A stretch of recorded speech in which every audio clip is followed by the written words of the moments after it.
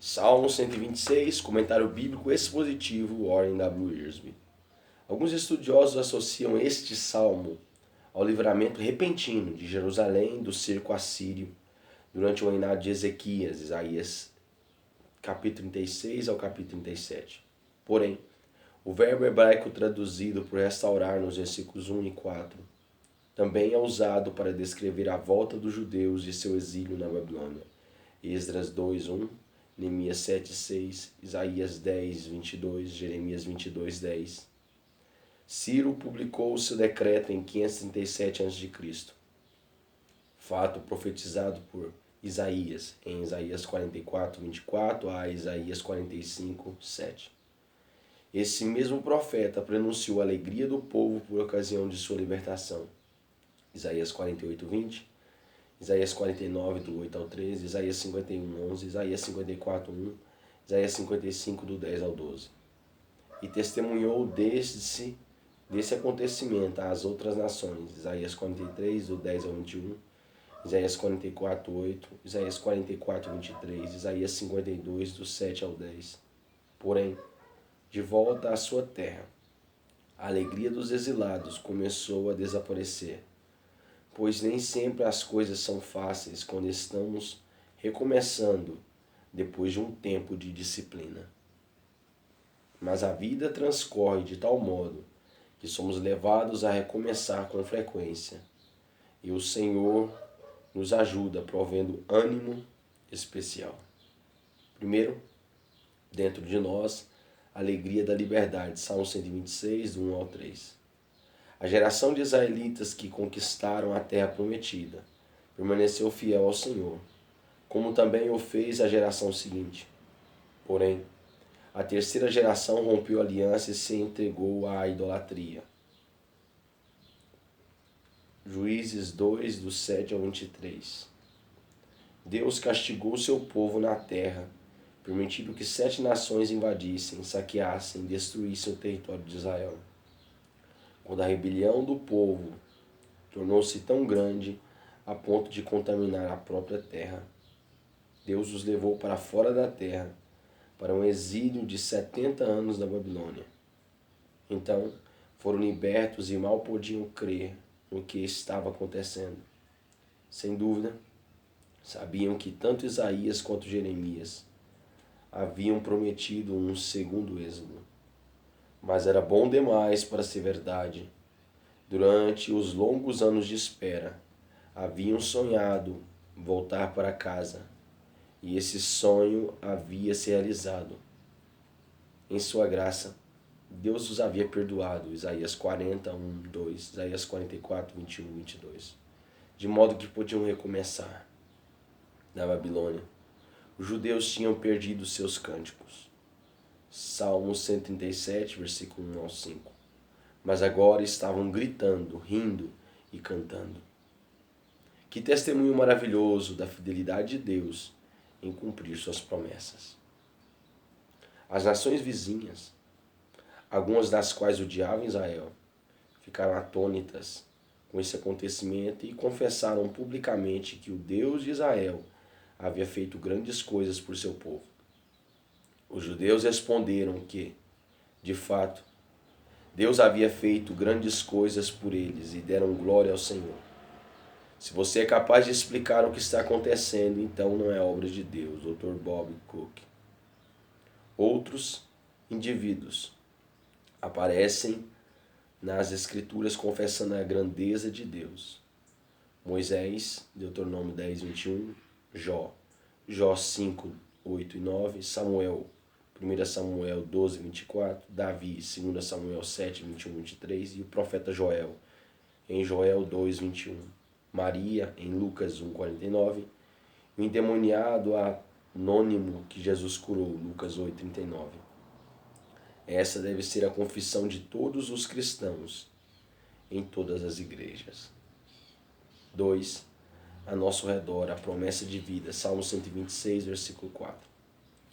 O cativeiro havia terminado, e os judeus pediam as bênçãos de Deus sobre sua vida na terra. Porém, nem todos os judeus deixaram a Babilônia. Pois apesar de muitos terem voltado durante o reinado de Ciro, Esdras capítulo 1 ao capítulo 3, outros regressaram no tempo de Dário, em Esdras capítulo 6, e, posteriormente, de Artaxerxes em Esdras capítulo 7 a 8. Era importante que o povo voltasse para sua terra e pusesse mãos à obra, mas também era importante que Deus abençoasse seu trabalho. Salmo 127, versículo 1 e 2. Se o Senhor não cumprisse sua promessa, não enviasse as chuvas em seu devido tempo, Levíticos 26, 4, Deuteronômio 11, do 10 ao 12, Deuteronômio 28, 12, não haveria colheitas, e o trabalho todo seria em vão. Cada gota de chuva é algo minúsculo, mas quando cai sobre a terra, é uma promessa de vida. Quanto à bondade do Senhor mandar chuvas de bênçãos, Ezequiel 34, 26, a seu povo.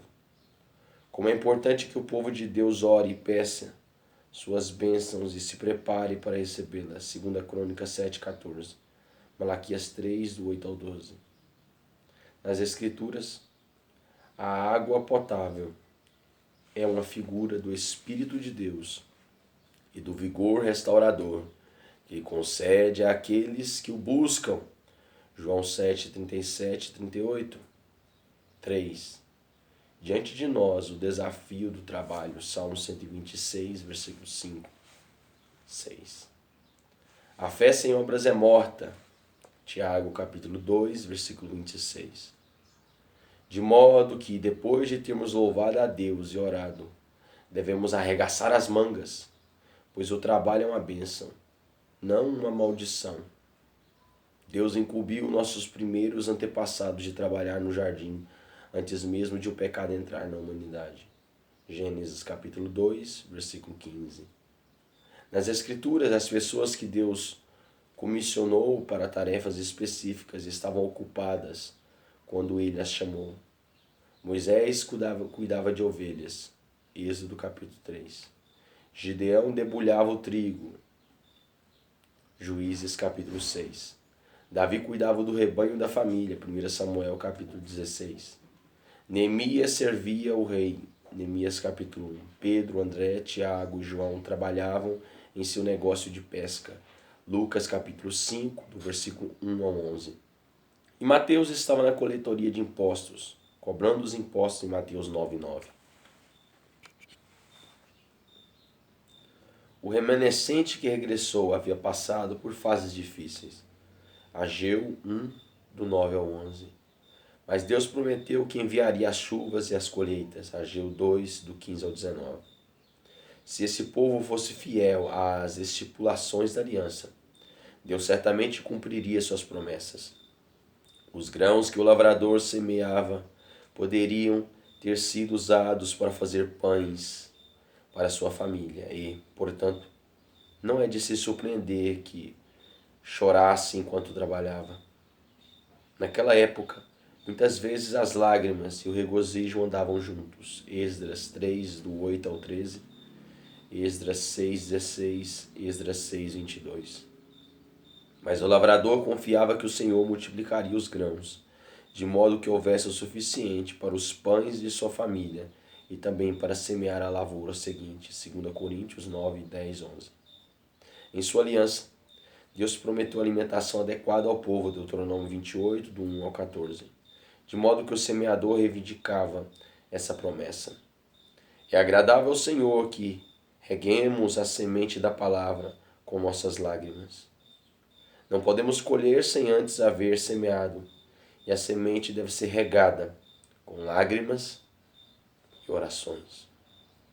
Há bênçãos que Deus envia repentinamente, versículo 1 ao 3, enquanto outras vêm com o passar do tempo, versículo 4. Outras ainda vêm, depois de semear, chorar e esperar com paciência. Tiago, capítulo 5, versículo 7. Porém, sua promessa não falha, porque a seu tempo ceifaremos, se não desfalecermos. Gálatas capítulo 6, versículo 9.